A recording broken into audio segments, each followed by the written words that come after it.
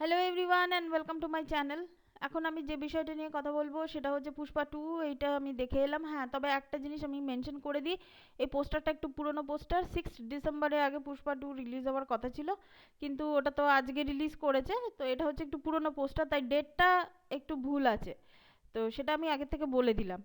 সুকুমারের পরিচালনায় এই সিনেমাটাতে যে মানে পুষ্পারই এটা হচ্ছে পরবর্তী অংশ।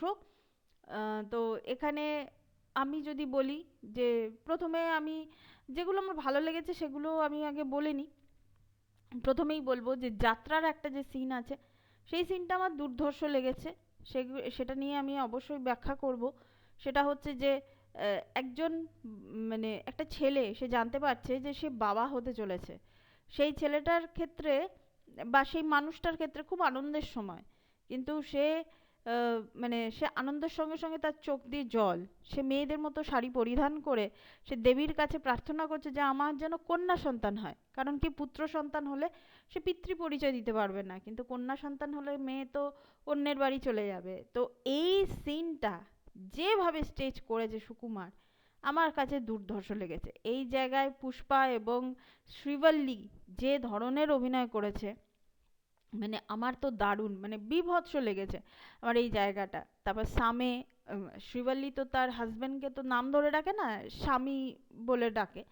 তো ওই সামে বলে যে গানটা একদম শুরুর দিকে শ্রেয়া ঘোষালের গলায় যে গানটা বেরিয়েছিল, লিরিক্যাল ভিডিওই বেরিয়েছিল, আমার কিন্তু খুব ভালো লেগেছে ওই সিনটা, স্টেজিংটা আমার এত ভালো লেগেছে।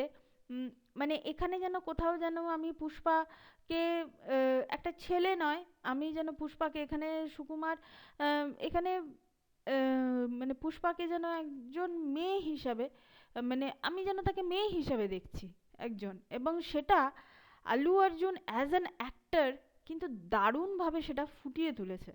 এই জায়গাটা কিন্তু আমার খুব ভালো লাগছে যে হ্যাঁ, পুষ্পা রাজ সে একটা ব্র্যান্ড হতে পারে, কিন্তু সেও ভেঙে পড়ে কিছু কিছু ক্ষেত্রে।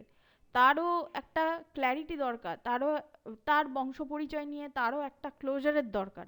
তো সেই ক্লোজারটা পেয়েছে কিনা সেটা নিয়েই হচ্ছে বেসিক্যালি কিন্তু এই সিনেমাটা।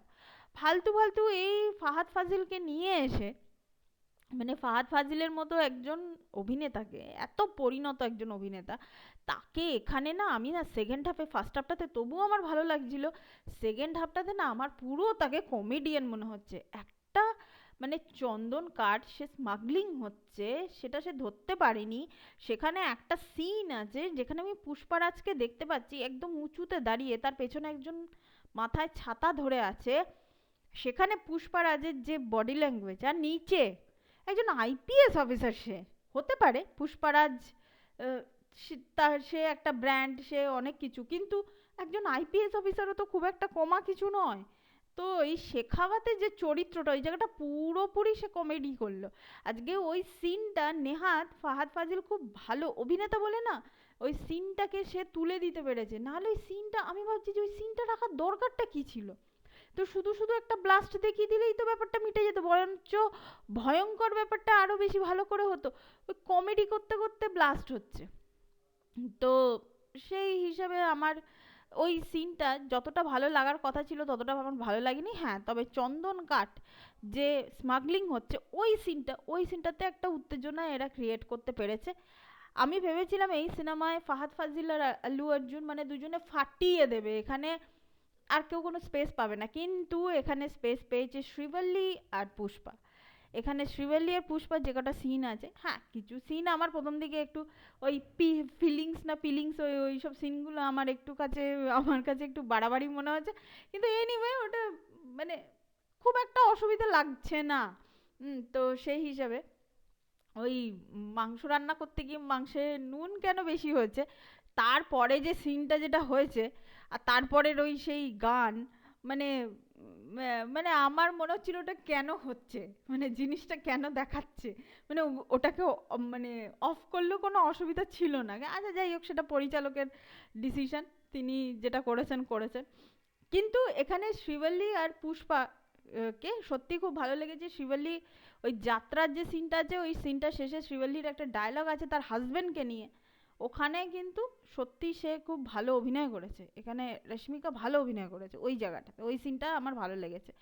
তো ওভারঅল এটা একটা বেশ মানে পুলিশ আর চোরের, একটা পুলিশ আর একজন স্মাগলারের সিনেমা থেকে আলটিমেটলি সেটা একটা ফ্যামিলি ড্রামাতে পরিণত হয়েছে।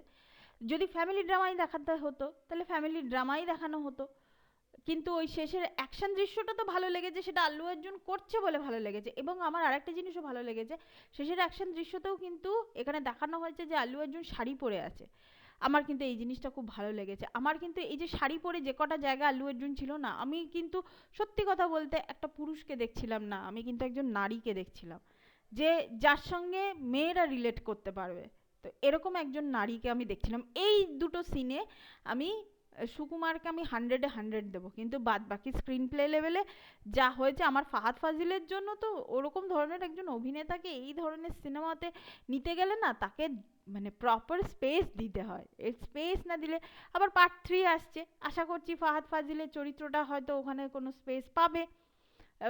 পার্ট 3 কেন আসছে আমি জানি না, তো এনিওয়ে পার্ট 3 আসছে, আবার শুরু হবে পুষ্পা পার্ট 3 এর জন্য আবার উন্মাদনা শুরু হবে। এই সিনেমাটা তো বিভৎস একটা কালেকশন করবে, সেটা আমরা সবাই জানি। তো এটাই ছিল আমার এই সিনেমাটা নিয়ে একটা রিয়াকশন। আমি ভালো মন্দ দুটো দিকই আমি বলে দিলাম। আর গানগুলো আমার ভালো লাগেনি, পরিষ্কার কথা, মানে একদমই ভালো লাগেনি গানগুলো।